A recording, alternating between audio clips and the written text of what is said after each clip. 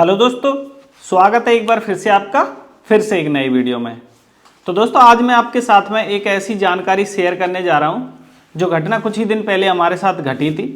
अगर ये वीडियो आपको पसंद आए तो एक लाइक और चैनल को सब्सक्राइब करके बेल आइकन को प्रेस जरूर कर देना ताकि ऐसे वीडियोज़ की नोटिफिकेशन आपको आगे भी सबसे पहले मिलती रहे। तो चलिए मैं आपको बताता हूँ कि क्या जो घटना हमारे साथ घटी है और कैसे हमने उसको सॉल्व किया है। जो हमारे साथ जो प्रॉब्लम हुई थी उसको हमने कैसे सॉल्व किया है। तो दोस्तों हमारा एक अकाउंट था एक्सिस बैंक में जिसे अयोध्या साइबर सेल के द्वारा फ्रीज कर दिया गया था और उसको हमने ओपन करा लिया है, यानी डी फ्रीज करा दिया है। और उसमें कितना समय लगा और हमने क्या क्या परेशानी उसमें उठाई और क्या क्या हमने उसमें किया, क्या क्या एक्शन लिया, सब कुछ आपको इस वीडियो में डिटेल में मैं आपको बताने वाला हूं। दोस्तों सबसे पहले हमने अपने मैनेजर से, बैंक मैनेजर से कांटेक्ट किया कि सर ये जो हमारा अकाउंट है वो किस वजह से फ्रीज किया गया है।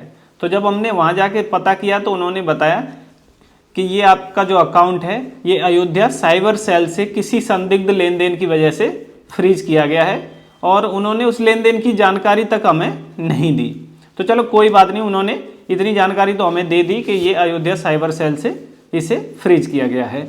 फिर दोबारा जब हमने उनसे कांटेक्ट किया कि सर वहाँ का कोई कांटेक्ट नंबर ही दे दो आप हमें, तो उसके बाद हमने जब उनसे मिले तो उन्होंने वहाँ का एक कांटेक्ट नंबर दे दिया जो कि अयोध्या साइबर सेल का था।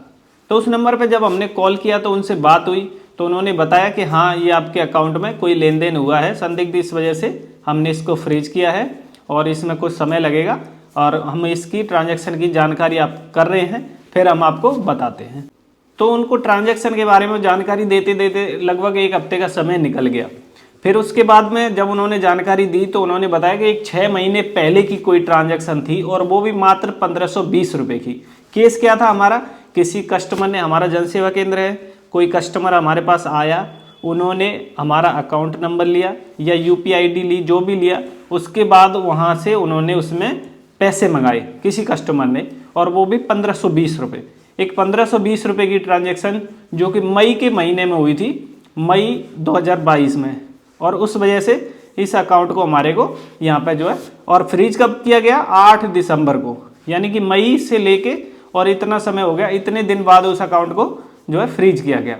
उसके बाद फ्रीज करने के बाद में जब उस अकाउंट को डी फ्रीज कराने के लिए हमने उनसे कांटेक्ट किया तो कोई जानकारी नहीं मिल रही थी, काफ़ी समय हमारा निकल गया।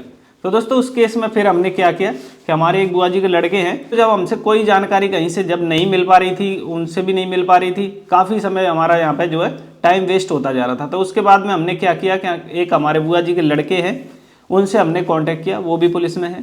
उन्होंने फिर उनका कोई दोस्त है अयोध्या में, उनसे कांटेक्ट किया, वो भी पुलिस में है। फिर उन्होंने वहाँ पे संपर्क किया। दोस्तों इस केस में क्या है कि उन्होंने, जो हमारे बुआ जी के लड़के हैं, उन्होंने हमसे बोला था कि आप ऐसे केस में आप वहाँ पे मत जाइए, क्योंकि इस केस में क्या होता है कि अगर आप इस संदिग्ध लेन देन में मान लीजिए अगर शामिल होते हैं तो आपके ऊपर कार्रवाई हो सकती है, आपको अरेस्ट भी किया जा सकता है। तो उस केस में उन्होंने मना किया था कि आप वहाँ मत जाना, मैं वहाँ से इस काम को करवाता हूँ। अगर मेरा दोस्त है एक अयोध्या में, वो वहाँ पर जाएगा और उनसे संपर्क करेगा। तो फिर उस केस में उन्होंने वहाँ से उनको अयोध्या साइबर सेल में भेजा। फिर वो वहाँ पे गए, उन्होंने उनसे जानकारी ली। तो उन्होंने उनसे जानकारी ली तो उन्होंने यही बताया कि इस अकाउंट में इतने रुपए का लेन देन हुआ है और एक आपको, अगर आप स्टाफ से हैं तो आपको एक एप्लीकेशन, उन्होंने बताया कि ऐसे ऐसे हमारे भाई हैं, उनका एक अकाउंट है और वो गुड़गांव में रहते हैं। तो फिर उसके बाद उन्होंने क्या किया, उन्होंने एक एप्लीकेशन लिखवाया। उन्होंने बोला कि आप अपने भाई से एक एप्लीकेशन लिखवा के दीजिए, पुलिस अधीक्षक के नाम पे एप्लीकेशन लिखवाया। सबसे पहले तो उन्होंने हमसे ये जानकारी मांगी, जब वो हमारे भाई वहाँ पे गए तो उन्होंने यही कहा कि जो ट्रांजैक्शन जो हुई है, जो भी बंदा आपके पास आया था 1520 रुपये के लिए, तो उस बंदे की जानकारी हमें दीजिए। तो भाई का फ़ोन आया हमारे पास कि ऐसे ऐसे वो जानकारी मांग रहे हैं। तो जानकारी तो हम 6 महीने पहले की आप कोई भी नहीं दे सकता। 6 महीने पहले कौन कस्टमर आपकी दुकान पर आया था, दिन में 50 कस्टमर आते हैं, किस किस की जानकारी आप रखेंगे, इतनी तो CCTV में रिकॉर्ड भी नहीं हो सकती। 6 महीने की पहले की ट्रांजैक्शन की जानकारी थी। तो फिर भाई ने उनसे बताया कि ऐसे ऐसे बात है, 6 महीने पहले की ट्रांजैक्शन है, कैसे जानकारी मिलेगी। तो फिर उन्होंने क्या किया, उन्होंने बोला कि तो ठीक है, फिर एक आप जो हमारे पुलिस अधीक्षक हैं उनके नाम पे एक एप्लीकेशन लिखवाइए।